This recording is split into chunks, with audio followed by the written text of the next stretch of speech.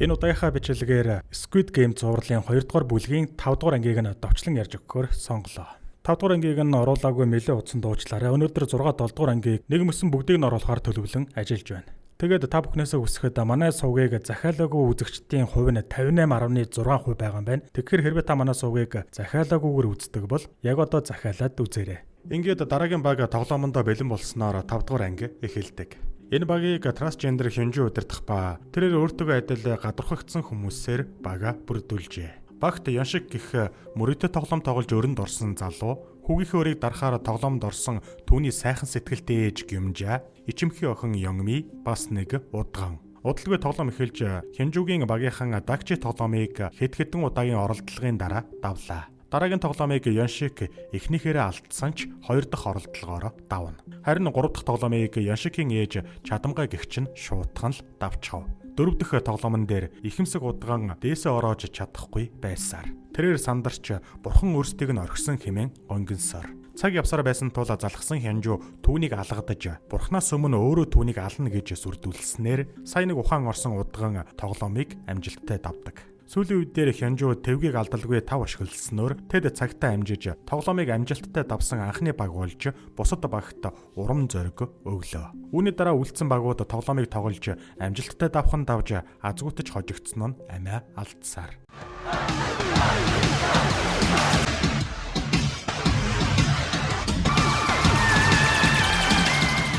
Эцэст нь 2 баг үлдсэн нь нэг нь Гихоны баг мөн өөр нэг баг байлаа. Тоглоом эхлэхэд Жүнхий Дагчи тоглож эхний оролдлогоороо шуутхан л давчхана. Дараа нь Жүнбэч мөн адил эхний оролдлогоороо 2 дугаар үеийг давдаг. 3 дугаар үеийг усан цэрэг Дайхо мөн л эхний оролдлогоороо чадварлаг гэгч нь давлаа. 4 дугаар үе буюу Инхогийн ээлж болоход тэрээр олон удаагийн оролдлого хийсэн ч бүтлгүүтэж цагаа өрөн багаа хүндхэн байдалд оруулсаар. Улмаар тэрээр өөрийгөө буруутгаж ямар ч хэрэггүй амтан гэж дууддагч Гехон түүнийг тайвшруулан анхаарлаа сайн төвлөрүүлээд оролдож үзхийг ятгахна. Минут ч хүрэхгүй хугацаа үлдэхэд Инхо дахин нэг удаа оролцсноор эцэст нь амжилттай давлаа. Эцсийн үедэр Гехон тэвгийг өшгөлж байтал 4 дахь өшгөлөлтөн дээр тэвг нь хол үсэрчих нь тэр. Азар Инхо хөлөө сунгаснаар Гехоны хөл дээр тэвэг бууж энэ үеийг амжилттай давснаар тооцсон.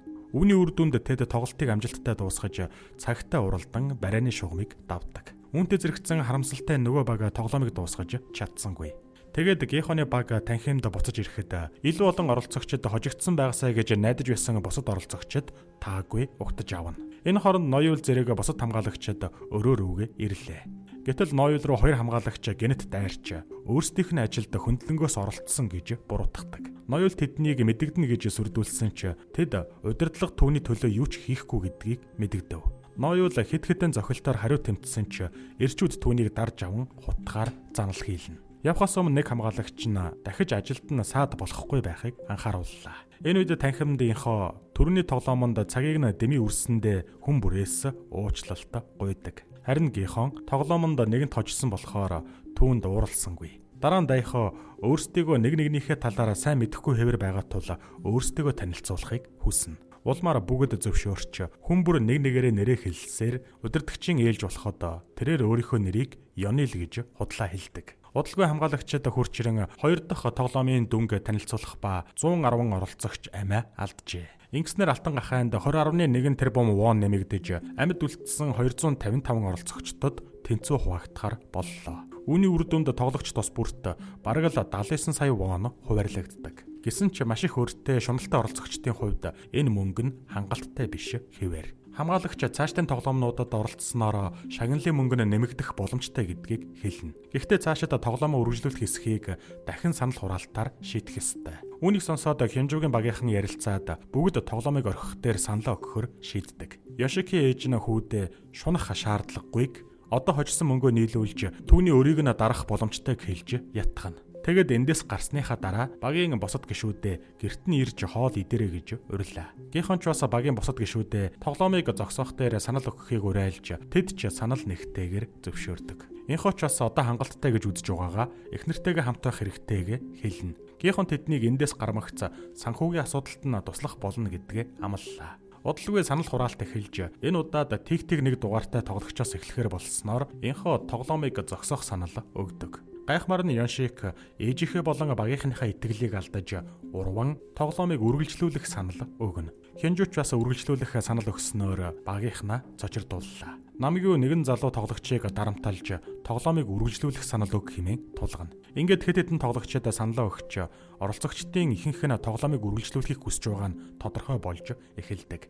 Бачимцангийнхон олонний дунд орж үг хэлэх гэтэл гэнэт инхоо төрүүлж дууран оролцогчдыг шуналдаа захирагдлаа хэмээн буруутгав. Тэднийг ямар ч их мөнгө хочсон ч хизээч сэтгэл нь ханахгүй гэдгийг онцлон хэлнэ. Ахмад насны эр тэдний ихэнх нь хэдэн тэрбумын өрөөнд дарагдсан болохоор хүний 70 гаруй сая воноор юу ч хийж чадахгүй гэдгийг хэлдэг. Гэнэт Ёнгми үхэхийг хүсэхгүй байгаагаа энэ газраас зүгээр л гармаар байгаагаа хэлэн уйллаа. Гэтэл өөр нэгээр Ёнгмиг залуу болохоор тулгамдсан асуудал байхгүй. Харин бусад хүмүүсийн ихэнх нь гэр бүлтэй. Тэдэндээ санаа тавих үүрэг хариуцлага хүлээсэн гэдгийг хэлнэ. Үүнийг сонсон инхоо хэрвээ тэднийг амиа алдчих юм бол ямар ч нэмэргүй. Гэр бүл нь сүрэх болно гэж хэлдэг. Гэсэн хэдий ч тоглогчид тоглоомыг үргэлжлүүлэх хүсэлтэй хэвээр. Эдгээр хүүхдийн тоглоомнуудыг амархан давна гэдэгтээ итгэлтэй байсаар. Тэд бүгд дахиад нэг тоглолцгоё гэж хашгирах ба бараг л тоглоом үргэлжлэх нь тодорхой болж эхлэнэ. Санал хураалтаа дуусгаад 139 оролцогч үргэлжлүүлэх 116 нь зогсоохоор санал хураалт өгчээ. Жүмбэ хүртэл тоглоомыг үргэлжлүүлэхээр санал өгсөн нь багийнхныхаа сэтгэлийг гонсойлгодог. Дараа нь тоглогчдод унтахын өмнө хоолыг нь тараалаа. Ёншик ээжээсээ хийсэн үйлдэлдээ уучлалт гуйж тэрээр ээжтэй хэлээгүй дахиад 100 сая воны өртөө гэдгийг илчлэн хэрвээ эх 7 хоногт төлөхгүй бол мөнгө хүлэгчид түүнийг алж эргэтнийг нь авна гэснийг хэлнэ. Тэр ээжигээ тайвшруулахыг хичээж одоо ганцхан тоглоом тоглоод л явна гэдгээ амладаг. Улмаар ээж нь хэрвээ хүн амиа алдах юм бол амьдралын утга учиргүй болно гэдгээ хэллээ. Энэ хооронд Жүмбэ багийнхнаасаа зайгаа барьж гаргасан шийдвэрээсээ ичсээр. Гэтэл Дэхо түүнийг багийнхан дээрээ авчирснаар Жүмбэ гихоноос уучлалт гуйж тэрээр одоо хуучин эхнэр хүүхдүүдийг нь дарамтлаж байгаа зээлдүүлэгчдээс их хэмжээний мөнгө зээлсэн гэж тайлбарлав. Жүмбэ ч бас ганцхан тоглоом тоглоод л явна гэдгээ амладаг. Түүний шалтгааныг сонссон багийнхан түүнийг уучлахаар шийдлээ. Жүмбэ баярлаж хэрв тэд хамтдаа байвал дараагийн тоглоомонд ч бас ялах боломжтой гэдгийг хэлдэг. Гэтэл гихон дараагийн тоглоом юу байхаас эмээж тэд нэгнээ алах шаардлага ч үүсч магадгүй гэдгийг хэлдэг.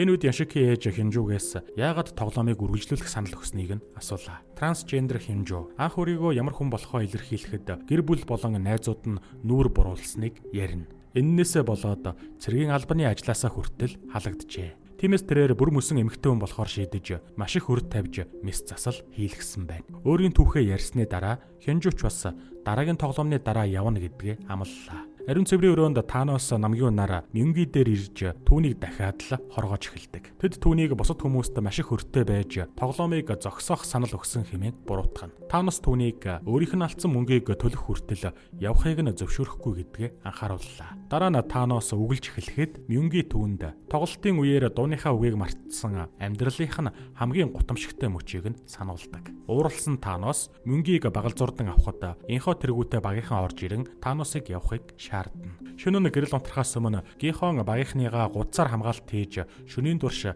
ээлжлэн мананд гарах хэрэгтэйг хэллээ. Өнөө шөн тэднийг унтсан хойгоор бусад оролцогчид мөнгөний төлөө бусдыгаа хөнөөж магадгүй гэж санаа зовж байгаагаа хэлнэ. Бүгд гихоныг хэтрүүлэн бодож байгааг хүмүүс тийм зүйл хийхгүй гэж бодсоор.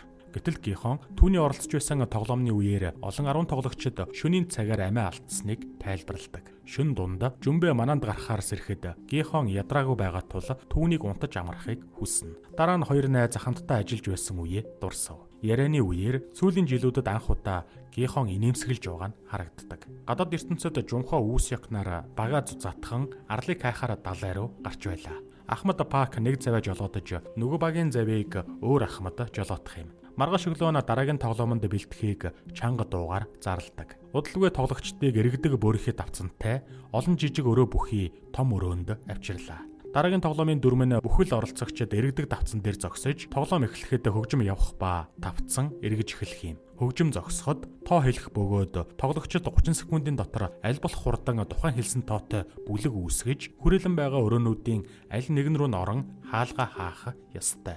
Цагтаа амжин бүлэг үүсгэж өрөөнд орж амжаагүй оролцогчид амиа алдах болно. нийт 50 өрөө байгаа. Харин 250-аас илүү оролцогчид байгаа гэхээр тоглоомын төгсгөлд олон хүн амиа алдах нь гарцаагүй. Дүрмийг сонссон Гехон болон бусад багийн ахлахууд багийнхандаа хүчтэй байж сандрахгүй байхыг захидаг. Удалгүй оролцогчид эргэдэг давцан дээр зогсож хүүхдийн дуу яван тавцан эргэснээр 5 дугаар анги төгснө.